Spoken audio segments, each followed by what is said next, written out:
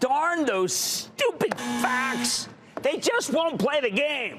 Today we heard so many narratives to so many companies, and I found myself thinking that all is not well in corporate America, which is why the averages stumbled in the morning, Dow ultimately closing down 96 points. S&P advanced 0.29%, while the Nasdaq, not burdened by the slings and arrows of a sluggish economy, gained 0.43%. Yet today's reminder that companies still have plenty of problems, especially the bigger companies, in many cases because of inflation. Some of those that raised prices are now seeing shrinking sales, and that means it's time to roll back their product pricing and, sadly, their stock prices with it. It's disturbing, but it's also par for the course at this point in the business cycle. You need a stock like a Netflix, which reported a beautiful set of numbers this evening and isn't hamstrung by anything other than its own creativity, ingenuity, and anti-password sharing abilities to make its own numbers. See, right about now, when the Fed's raised interest rates so aggressively that it had to declare a pause, we're finding out the reasons for that pause, why it's needed. But we're also hearing why the Fed might not be done tightening, or at least be reluctant to cut in the spring, because inflation is as sticky as a Cinnabon. Now, before I get too granular, let me point out the backdrop this earnings season.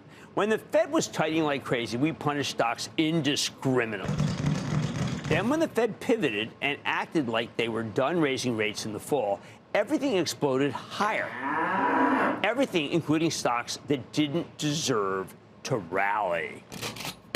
And now those unjustified gains from the stocks that shouldn't have rallied are being rolled back, and in some cases rolled back aggressively, while others that made their quarters and then some when we thought they wouldn't are exploding higher.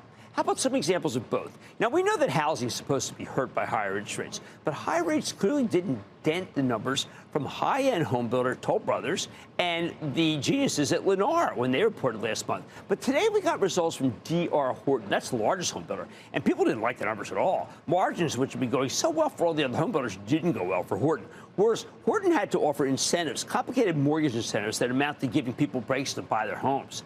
So the stock plunges more than $14 or 9% today. Although keep in mind it had run from $100 in late October, the pivot, to nearly $158 yesterday.